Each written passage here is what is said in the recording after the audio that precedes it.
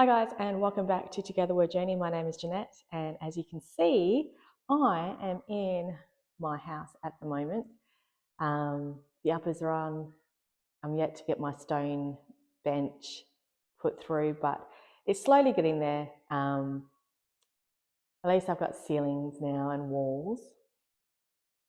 So give you a quick tour of my house while it's at lock-up stage. So I've got a couple of double front doors there, and this is the main bedroom, guys. And down there, they've just done what looks like to be the screed. So,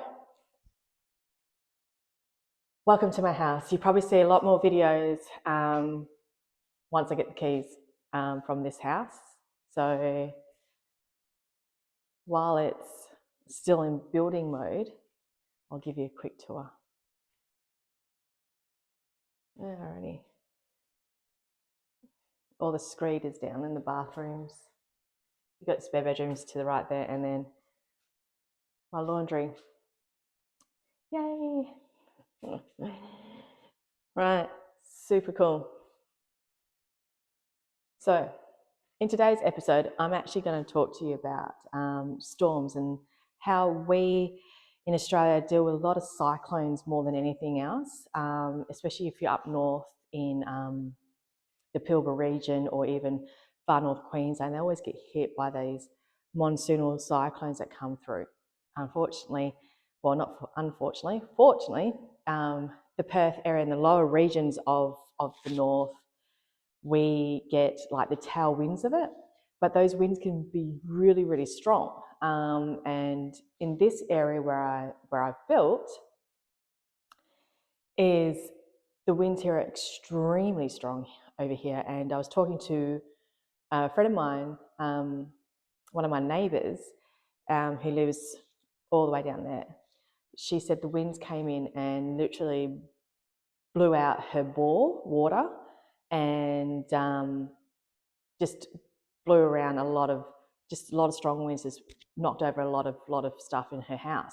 So they're there at the moment going through insurance to see if they can get any money back, especially with bore water, because I was last quoted for my bore $30,000. So just don't have that kind of money laying around for fixer up. So if the insurance people can actually help them out, that'll be great. But there's a lot of things you need to be aware of when you are in a storm, and I'll go through that, especially with the strong winds. I think it's something that needs to be said. So stay tuned, guys, and we'll get there.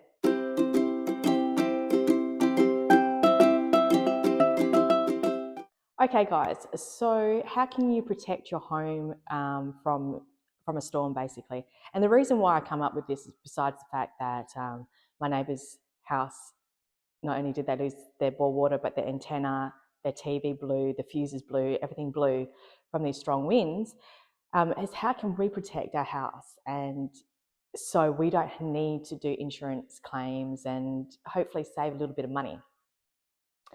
I remember years ago, they were saying that sometimes you should actually leave a window open in strong winds. That has actually been disproved. So it's probably best to close up all your windows. So make sure that all your doors and windows are closed during a really stormy storm.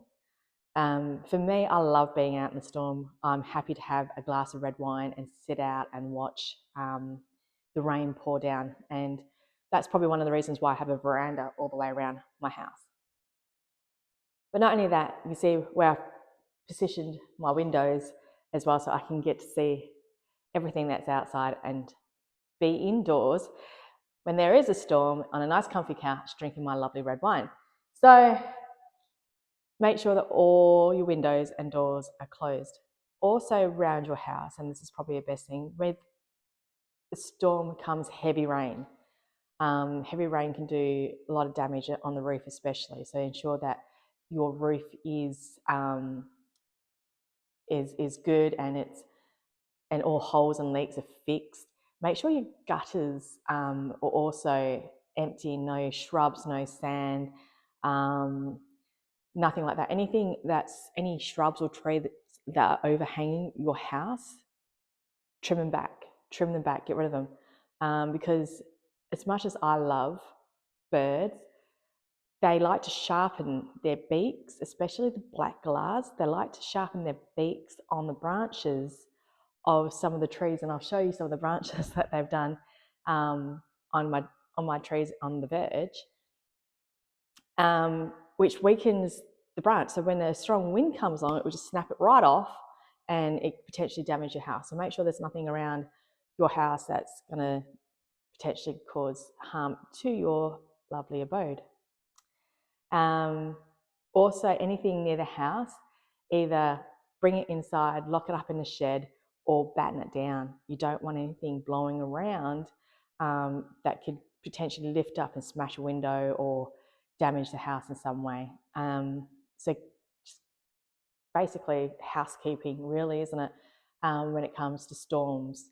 So that's pretty much the house itself. So here I am outside. My tiles have arrived. It's so exciting. Sorry. Exciting stuff when you're building. So here I have my Jenny. This is what the builders have been using for their, lovely bag tub, have been using for their power to build this house because I want to be off grid. So I want to make sure that everything around this house is going to be covered and looked after, and make sure that nothing is going to blow away. Obviously this Jenny is 130 kilos, so this ain't going to blow away, and it's also full of petrol, so that's not a problem either. So I want to make sure that everything else is pretty much there. But be careful though, because I am out in the bush, and even though it's like cooling down, there are still snakes around here. So I just want to make sure that I'm not going to disrupt a snake and get bitten. Also, a good note to self is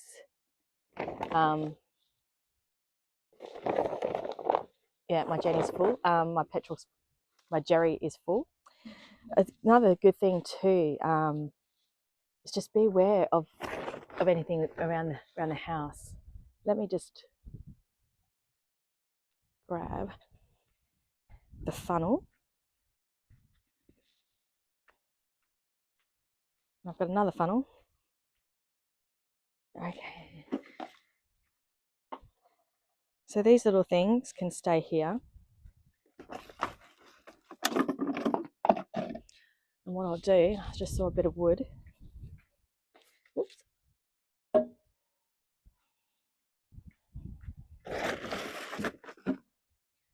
you go. Cool.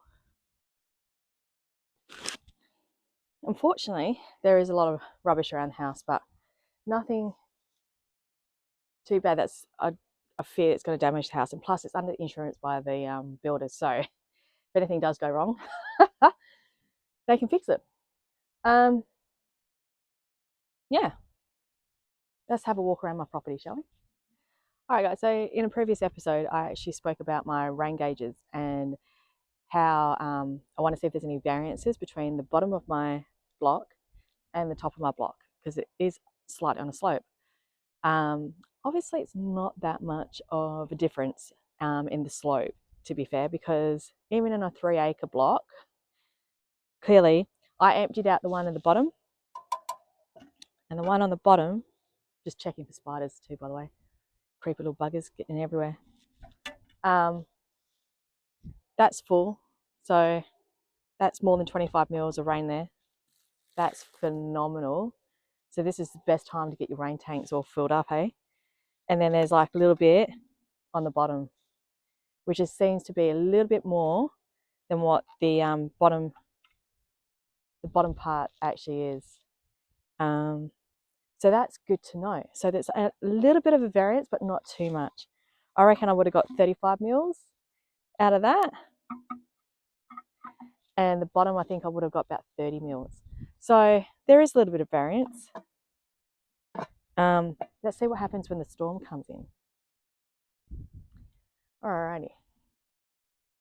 So One thing about where I am at the moment is the fact that there isn't a lot of tall trees. The only tall trees that are going to be on my block is the ones that I'm going to actually plant. So let's have a look at those tall trees and see where we are with them. All right, guys, so as you can see, I have a few trees on my verge. And like I said, the birds love getting in there and they're sharpening their beaks. And I didn't realize this until I was sitting outside when I was living in my caravan on my block.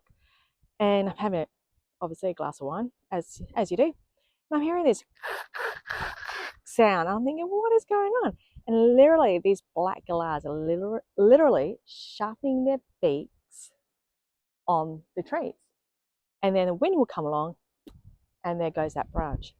So when you're in a storm, just make sure that you look at some of the weak branches that you have, any dead branches that can easily snap off. If you're living in suburbia and you have a tree that's not so fantastically strong, there's a good chance that that tree may fall onto your neighbour's car, or a branch may fall off and smash into your neighbour's car. You don't want to be paying for someone else's property, basically. If you have seedlings as well, if you just planted some seedlings in the hope that you don't need to water them in and the rain will hopefully get them used to the ground by the time it comes summer, then I've got a few seedlings out on the verge there to grow more trees. But I know they're okay because they've lived through 2 winters now. So with that, I know that they're going to be fine. But if you're worried about your seedlings or your little trees, then get a couple of stakes and surround them with some shade cloth. This will help protect them from the harsh winds and snapping their little young young branches and trunk. So yeah, just be aware of that one. Also, any other plants that you have around that you don't think is going to survive the storm, definitely give them some protection. It's not going to hurt if you just protect your young seedlings.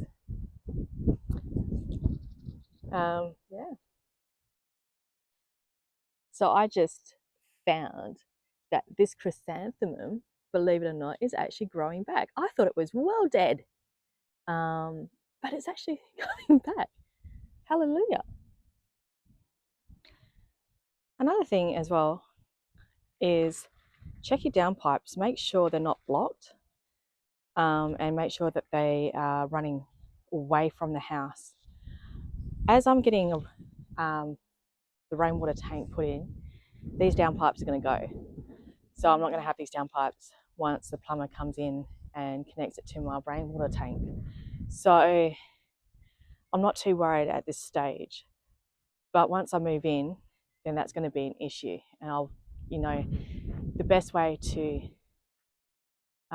prevent an issue is to get on it straight away. Also, there's a portaloo over there. I'm pretty sure that's heavy enough it's not going to blow over. It hasn't blown over yet. But I have seen portaloos blow over in the past. So that's the last thing I need is that going over. I will not be happy. Right, so another good idea as well is to take photos of your house before the storm. So if there are any damages, then you can actually send that to your insurance company as well and say, hey, this is damage after the storm came through. This is what it looked like before, and you might get a better case out of it for your insurance. If you know it's a storm as well and you are on the grid and you're still in an area where you still have the poles coming out of the ground and electricity coming from them, I would strongly suggest to put together a little storm package with torches and things like that you don't need electricity as well, just in case you do lose power. I have heard people lose power for 3 days before it got fixed during a storm in winter. So all their frozen foods were unfortunately thrown out, and it's hard to live without power when we as humans nowadays depend on it so much. So just make sure you have your torches handy. Make sure that everything that you have is handy with you. Make sure you have your first aid kit as well, just in case something happens during a storm, so you can deal with it quickly. And yeah, enjoy the storm, but be safe.